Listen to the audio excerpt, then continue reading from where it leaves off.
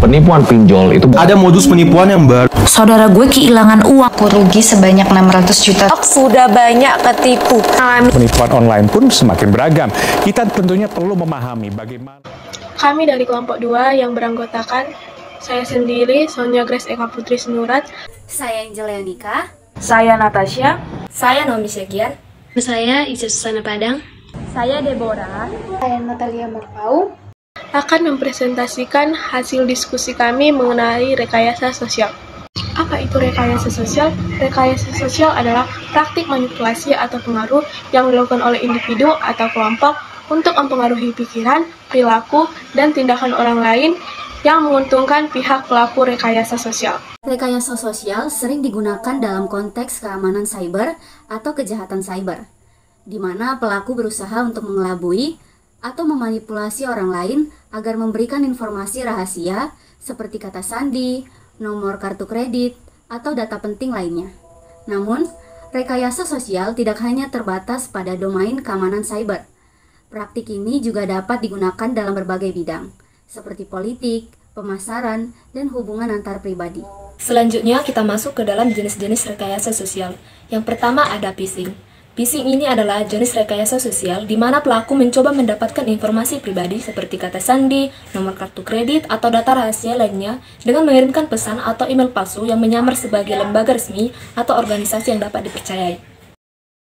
Yang kedua yaitu phishing. Phishing ini adalah rekayasa sosial yang dilakukan melalui panggilan telepon palsu dengan tujuan memperoleh informasi pribadi atau rahasia dari target. Yang ketiga yaitu baiting. Baiting ini yaitu pelaku menyediakan umpan atau imbalan palsu seperti USB drive, CD, atau perangkat lainnya yang tampak menarik untuk memancing orang agar mengakses atau menggunakan perangkat tersebut, yang kemudian dapat dimanfaatkan untuk mencuri informasi atau menyebarkan malware. Yang keempat yaitu pretexting, yaitu pelaku menggunakan cerita atau alasan palsu atau pretext untuk meyakinkan target bahwa mereka berhak untuk mendapatkan informasi tertentu atau melakukan tindakan tertentu. Kelima adalah social engineering dalam pemasaran, yang dimana ini adalah rekayasa sosial dalam pemasaran digunakan untuk mempengaruhi opini dan tindakan konsumen melalui pesan yang dipersonalisasi, konten emosional, atau manipulasi psikologis lainnya. Yang keenam yaitu social engineering dalam politik, yaitu penggunaan rekayasa sosial untuk mempengaruhi opini publik, memanipulasi emosi, atau menciptakan narasi tertentu dalam rangka mencapai tujuan politik tertentu.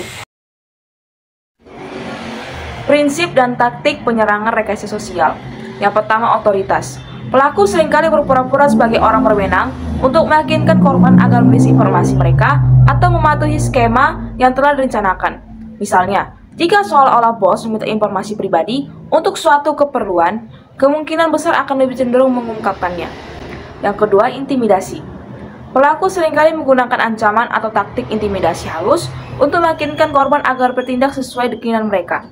Ini bisa mencakup intersepsi komunikasi, manipulasi, dan ancaman untuk merilisnya ke bos atau teman untuk mempromosikan ketidakpercayaan. 3. Kelangkaan. Ini memanfaatkan konsep permintaan dan penawaran. Semakin besar permintaan terhadap suatu produk dan semakin sedikit penawarannya, semakin besar kemungkinan seseorang menginginkannya. Rekayasa sosial bisa memposting tautan berbahaya di situs web yang mengiklankan kuantitas terbatas dari sesuatu yang akan menciptakan rasa urgensi.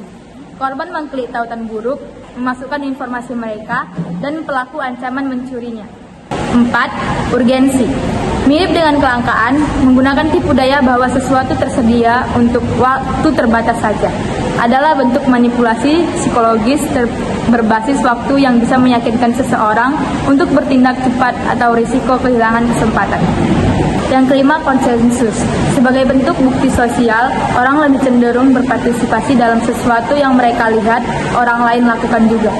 Ini bisa berarti bahwa jika pelaku ancaman bisa meyakinkan korban bahwa rekan-rekan mereka juga berpartisipasi dalam skema tertentu, mereka akan lebih cenderung berhasil. Pelaku ancaman bisa membuat ulasan palsu untuk layanan atau produk untuk meyakinkan orang untuk juga membeli. Yang keenam, keakraban. Sifat manusia cenderung lebih mudah dipengaruhi untuk terlibat atau membeli sesuatu dari seseorang yang disukai atau dihormati. Penyerang bisa memanfaatkan hal ini dan skema rekayasa sosial seringkali tampak berasal dari sumber yang dikenal. Adapun cara untuk mencegah terjadinya serangan rekayasa sosial yang pertama adalah jangan membuka lampiran yang mencurigakan. Penjahat dunia sering mengirimkan malware ke dalam lampiran email. Yang kedua adalah periksa dengan cermat alamat email. Dikarenakan pelaku kejahatan biasanya menyamar sebagai bisnis atau organisasi yang sah, namun alamat emailnya biasanya salah beberapa karakter. Yang ketiga, waspadalah terhadap situs web berbahaya dan URL link palsu. Suatu ketikan URL situs web secara langsung alih-alih mengklik tautan yang disematkan. Selain itu, jika mengarahkan ke user ke hyperlink atau URL tidak cocok dengan teksnya, itu mungkin palsu. Yang keempat adalah tidak usah buru-buru.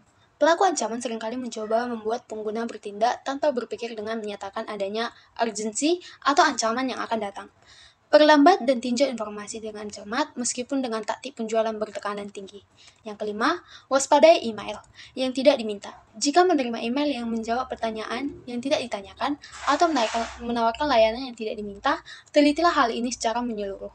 Lakukan riset sendiri meskipun informasi tersebut tampaknya berasal dari perusahaan yang dikenal dan digunakan.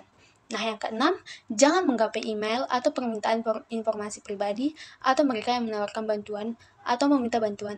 Ini adalah penipuan yang ingin mencuri identitas atau uang pengguna.